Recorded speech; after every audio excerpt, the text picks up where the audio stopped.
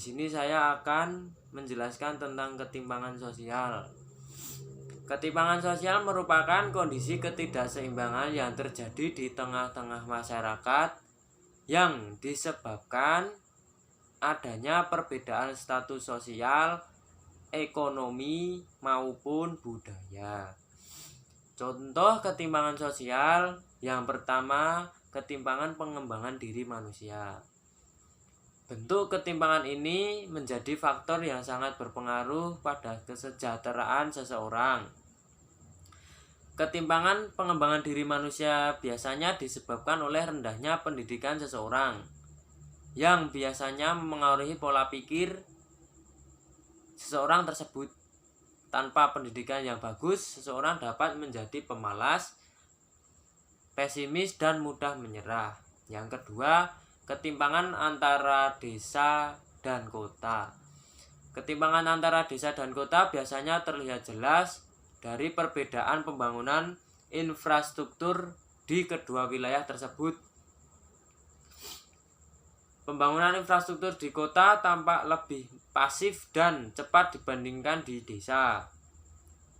Ketimpangan ini akhirnya menyebabkan banyaknya masyarakat desa pindah ke kota demi mendapatkan kehidupan yang lebih baik. Ketimpangan antara desa dan kota ini juga dipengaruhi akses dan kualitas pendidikan. Akses dan kualitas pendidikan di desa yang masih minim membuat pola pikir dan kesejahteraan masyarakat di desa tertinggal jauh dari masyarakat di kota. Yang ketiga, ketimpangan antar wilayah dan subwilayah. Perbedaan wilayah juga menjadi bentuk ketimpangan sosial yang kerap terjadi di dunia. Subwilayah biasanya memiliki akses dan fasilitas yang lebih sedikit dibanding wilayah.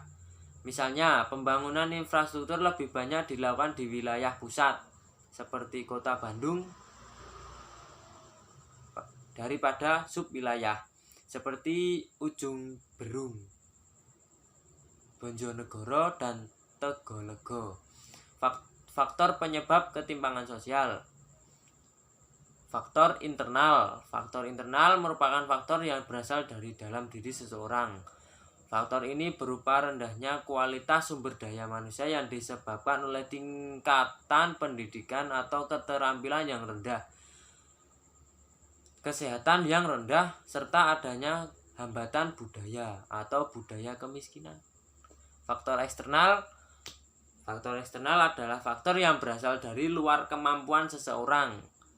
Hal ini bisa berupa birokrasi atau kebijakan pemerintah yang membatasi akses seseorang. Misalnya, ketimpangan sosial terjadi bukan karena seseorang malas bekerja, melainkan ada sistem yang membatasi seseorang untuk bisa mendapat pekerjaan tersebut. Dampak ketimpangan sosial. Ketimpangan sosial menjadi sebuah permasalahan kompleks yang dapat berdampak negatif bagi masyarakat luas. Dampak ketimpangan sosial di masyarakat bisa berupa kualitas pendidikan masyarakat yang semakin rendah, tingkat kriminalitas semakin tinggi, kemiskinan dan dekadensi moral. Apabila dibiarkan terus-menerus, hal ini akan mengganggu proses pembangunan ekonomi suatu negara. Cara mengatasinya yaitu pertama, memperbaiki kualitas pendidikan. Yang kedua, meningkatkan kualitas kesehatan dari sisi tenaga medis, alat dan tempat, hingga aksesibilitas kesehatan masyarakat. Yang ketiga, pemberdayaan sumber daya manusia. Hal ini berguna agar seluruh penduduk dapat mengembangkan potensinya dalam bersaing dengan kelompok atau individu lainnya. Yang keempat, mendorong mobilitas sosial. Hal ini bisa berupa suatu perpindahan penduduk dari satu daerah ke daerah lain yang bertujuan meratakan kepadatan warga. Namun, langkah ini perlu disertai pula dengan pemerataan pembangunan. Yang kelima, menciptakan peluang kerja secara merata. Pengangguran adalah masalah penting yang perlu diatasi untuk menekan ketimpangan sosial.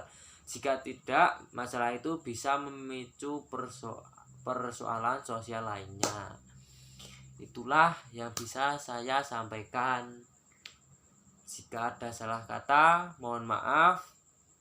Nun wal kolami wa mayasturun. Wassalamualaikum warahmatullahi wabarakatuh. Terima kasih.